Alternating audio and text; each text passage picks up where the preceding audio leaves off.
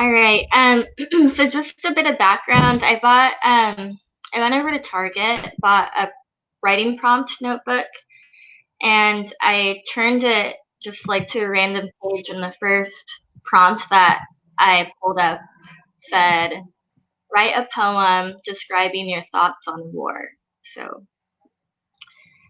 I laughed, but this is called "My Poem Isn't a Persuasive Essay." How many more poems do we need to write until the children are hopscotching, feet against white-lined shapes rather than against asphalt rather than in cages? How much longer do we continue psychotically scribbling, smash the patriarchy, no war with Iran, water is life, give the poor kid medical attention, the cold floor is no place for their last breath, God damn it. How many more hands angrily performing stanzas, lips releasing spit of rage and helplessness? Poets stand up because we hardly know how else to help. Because if we don't vomit out metaphors, it might be my breakfast. Poets stand up in response to your lack of credibility. Toddler president tweets, "My lord, my poem isn't a persuasive essay for your vote. My poem is a cry for help. Released by pen and page, my poem is a shout. It is an airstrike to your country club." How many more Langston Hughes? How many more grandmothers holding signs that read, "I can't believe I'm still protesting this shit"? How many more Maya Angelos? How many more Allen Ginsbergs? Howls of anti-war? How many more John Lennons? Bed-ins for peace? Your White House is filled with cisgendered white men, dominating mother of Mary in fishnets, underneath her faintly blue mantle. Donald Trump, oh how I've grown sick of that name, regulating uteruses, teasing her clit with your AR-15s, blood on fingertips. My poem isn't a persuasive essay on gun control, but how many more children answer me? This isn't a rhetoric question. How many more poets? How many more martyrs? How many more pipelines? How many more oil spills? How much more spilled blood? How many more traumatic brain injuries until your stomachs feel satisfied? How many more doors do my small knuckles need to knock on? Write a poem describing your thoughts on war. Wow. And you found that at Target. Yeah, I guess the inspiration at least. Wow, that's an incredible poem. That was an incredible poem. So how have you been? How have you been? Have you been writing a lot? I mean, how have you been make up your time in this global yeah, pandemic? yeah. I think I'll well, I'm working from home and I'm staring at my computer screen all day. So then I don't know. Some days I will hop on my Word documents or whatever and get some poetry written out. But then some days I'm just sick of looking at a screen. So Yeah. a little bit of like procrastination, but then I guess a couple of spurts of a lot of poetry writing too. Yeah. So how does that work for you with procrastination? Is it like, do you feel that oftentimes I know we beat ourselves up for procrastinating as writers, but sometimes it's just like time for the ideas to just rattle around your head. I mean sometimes it's procrastination, but other times it's kind of like, it flows. I mean, how's that for you? Matt, I am such a lazy poet. I, if it wasn't for this pandemic, I would probably take a couple more months to finish the book I've been writing, but I got it done, so I'm excited about that. Yeah, yeah. Well, let's talk about the book you currently have out that you've been that you published sometime last year. hmm Yeah, so I published my first full-length poetry book called Loose Lips, and the wonderful Odelia Galvan Rodriguez published it with her press, Prickly Pear Publishing. And so we had the book launch, and you read. Thank you so much again. And yeah, had all sorts of book readings lined up and did those. So that was interesting, it being my first book. Having to hustle my own poetry was new for me. But yeah, so it's on Amazon, or I have some copies still too. So what advice would you have for writers who are putting together their first manuscript and they're kind of uncertain about getting? I mean, you were published with Obelia, but um, what advice would you give for searching out a publisher? Um, yeah, that's an interesting one. I guess just like submit, know where you're submitting to first. Like, don't just go to any press, or don't get discouraged.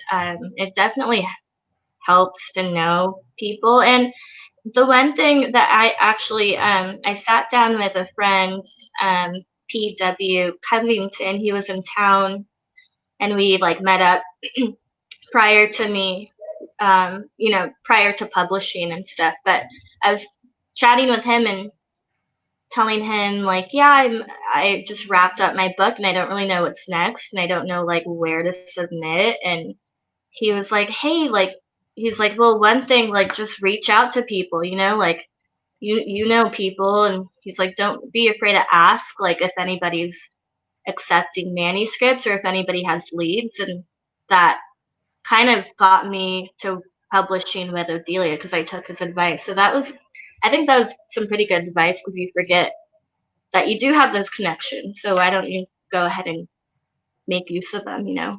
Yeah, make use of the network. Sure. Yeah, that's really strong advice. A lot of people, they don't think to do that because they want to do it. They want to do it like quote unquote the right way, but that's just, I don't know. That's just More work. more work and pride and just that's slowing things But down.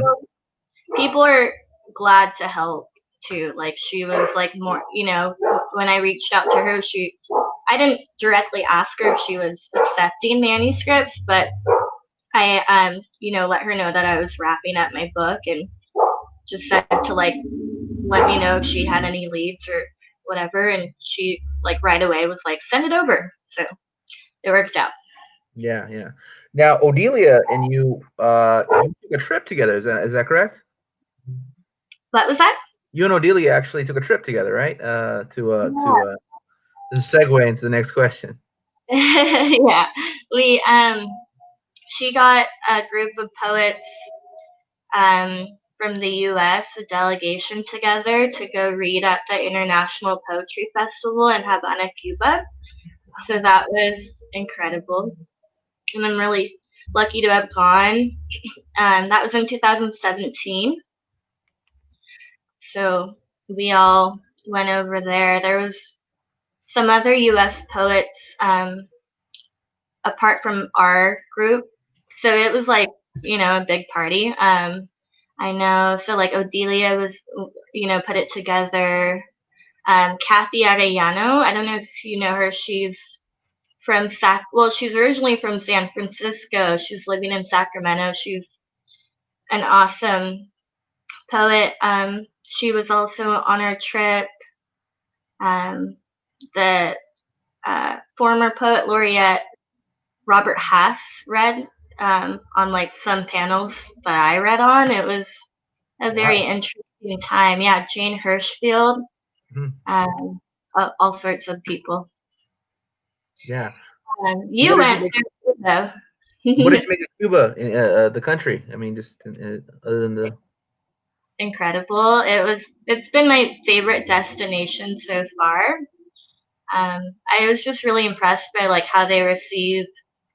Maybe it was because I was at a poetry festival, but how they received like poets and artists and musicians, and they really value the arts versus like, I don't know. I get like, over here it's like a little bit of like, oh, you're going to art school. um, I feel like it's a little bit undervalued here. Yeah. So that was one big thing. And then, of course, just like like not seeing a single homeless person while over there. Like like the babies don't even cry there. Like it's just That's true. Yeah, you're right. You're right. You're right. I saw one kid crying but they fell down on their skates. That's what I mean. They had a reason. So yeah, no, but that's good. That's good. Yeah, yeah. Cuba's an amazing place. It's an amazing they place. don't have they don't have spicy, like they don't have chile. I know that's my one major complaint. That's the one reason I couldn't stay. Some tapatio. Yeah. Yeah, I try to accentuate the positive, but that was actually my big I was suffering out there. I didn't understand like why is this meat sweet? Like why is everything covered in sugar? Like come on, Yeah. it should be spicy. It looks like you guys had a good time too. Yeah, yeah. Iris de Anda, Viva Padilla, Luis Rodriguez, and as well as Jose Prado, the professor took us out there. Yeah, it was an incredible time. It was an incredible time. Yeah. Incredible time. We actually did a interview not too long ago where I was talking to Iris about our trip to Cuba. So, but Iris is also someone that we read with. Me and Iris were the ones who read with you at the Hmm. at your book launch. So Yeah. small world. Yeah, Yeah. and you guys both came. I told you this, but Odelia was the one that recommended you guys. So Yeah. Yeah. So it's tremendously. Yeah, it's really is a small world. So how did you come into contact? I mean, how did you originally meet Odelia? so it's actually a very interesting story, I guess. My mom. It's like this whole. I'll get started. My mom went to school with Sonia Gutierrez. You know, Oh, yeah. yeah, Sonia. Yeah, yeah, of course. And I've been writing poetry and like calling myself a poet since I was like 10 years old. But around like when I was in like college, I really started, like getting more involved with it. But I'm from like North County, San Diego, and there's really not much of a scene there. Mhm. So my mom introduced me to Sonia. Like I think she just said like, "Oh, my daughter also writes," and Sonia was.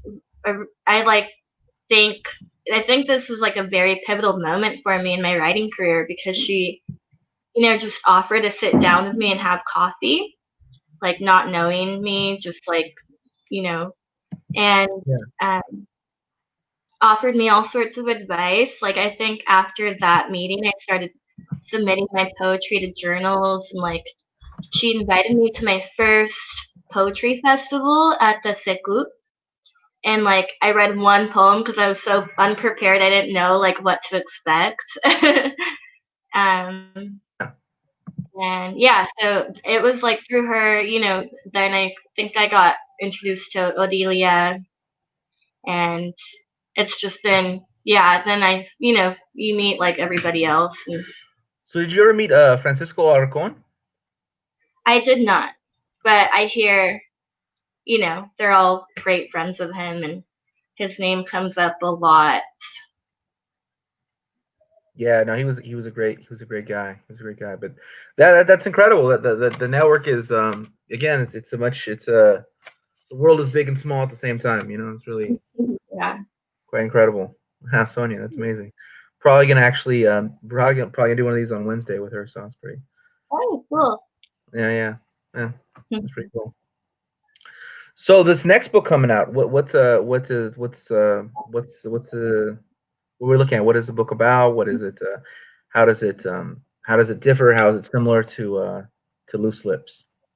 It is so different. I'm really excited. I think it's a lot more powerful and a lot more spiritual and a lot more like um, a lot a lot more having to do with like culture. My first book, Loose Lips, it was a little bit more about like I like don't really know where to begin. I guess like toxic relationship stuff and like me working my way through that and healing and like mental health. And so this book, it's just a lot more focused, I feel. It's called Everything is Returned to the Soil. And yeah, so lots of like, I feel like it's really influenced. I started doing danza azteca Mhm. last year, and that's become like a big part of my life since I started dancing. So like a little bit of that goes, like it, it's kind of influenced by that, and a little bit more political. So yeah, I haven't. I wrapped it up. I was also thinking of like maybe translating some of the poems into Spanish. I was working with a translator. That's also a good friend of mine.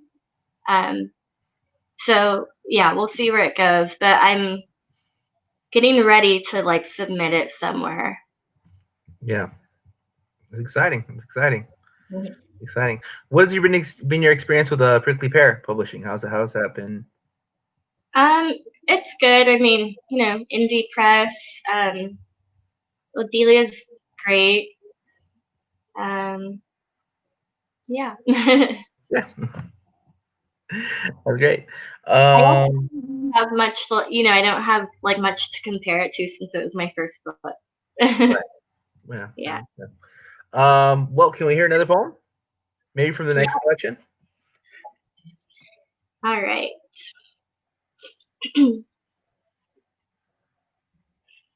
So this is the first poem in the book.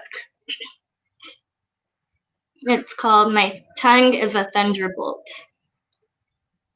My tongue is a thunderbolt at the mic, but a soft song strums at a coffee shop otherwise. It is passive unless triggered. It is pleasure against soft skin in dimly lit bedrooms. My tongue is only truth and never slurs or silenced. My tongue is trouble, he tells me, with a side shy smirk. My tongue remembers conquest and knows language, saying by spirit and ancestors, never taught in classrooms. My tongue speaks universal love and only love.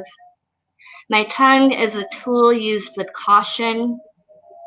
My tongue is power, it is knowledge, it is occasional sadness and whiskey-driven madness. My tongue is torture to self at 3 a.m., but also the medicine of a mother to men who have lost their way. But know that I didn't choose it that way.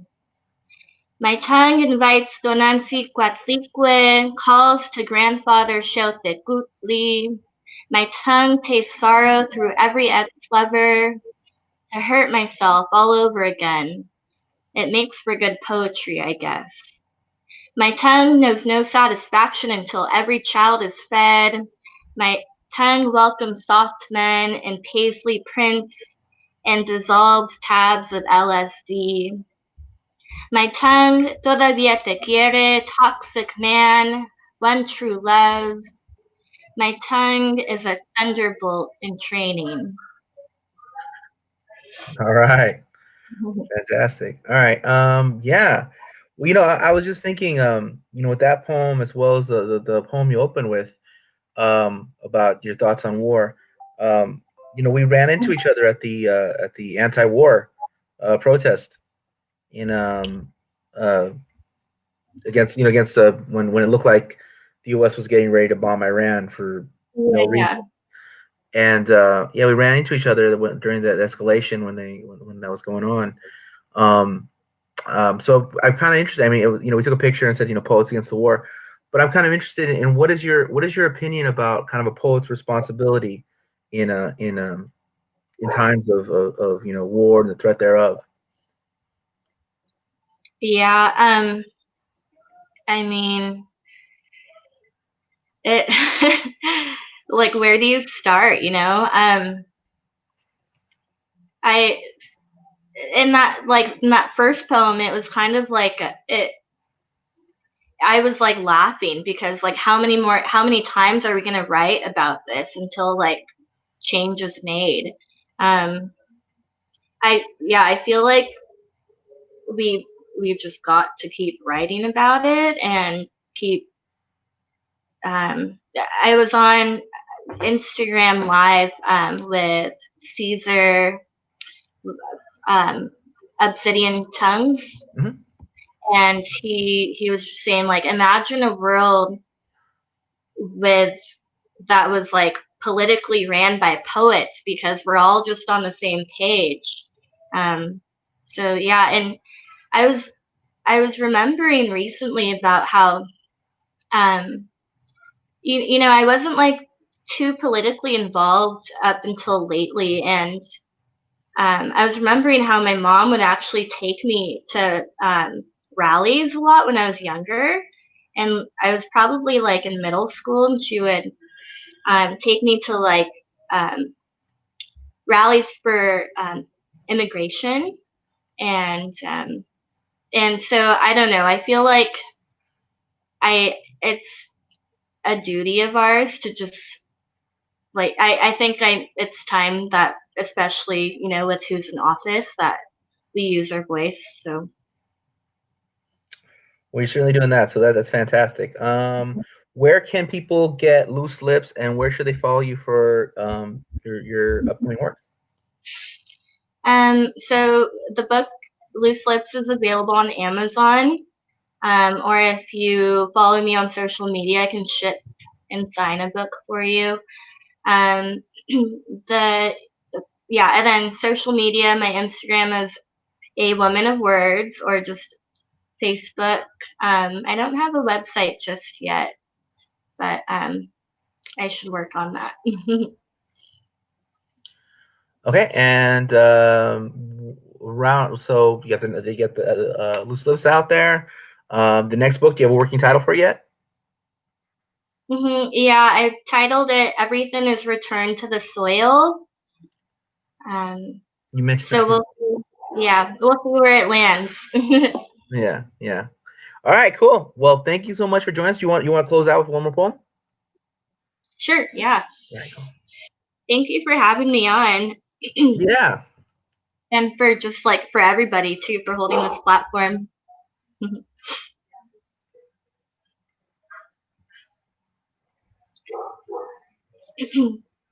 I'll just read this. It's kind of a short one, but I wrote it yesterday and it's kind of fresh in my head. It's called "I Want Peace." I want to kiss you from head to toe, from knee to crevice, freckle to scar, eyelash to navel, acting as if no time has passed us and no hurt sits on our chests. You, my stubborn man with all of your eccentricities and your jabs that remind me that we are better off this way. I will never stop searching for you in my happiest of places, even when the feathers of my wings have all been plucked away. Me, your silent woman, who struggles to communicate unhappiness, to keep you happy, to eliminate gusts of wind. I stand battered by rain and thunder and drenched feet. I feel you always under my brown skin, within the beating of my now-wet heart, at midnight under Venus, and I tell you que no quiero sentirte. Just for one night, I want slumber and peace and the chance to love someone who is deserving. Thank you, Wow. Matt. Thank you, Brianna. I'm sure we'll be seeing each other in more virtual open mics in the very near future. Yeah. All right. All right. Bye. Good night. See you then. Bye.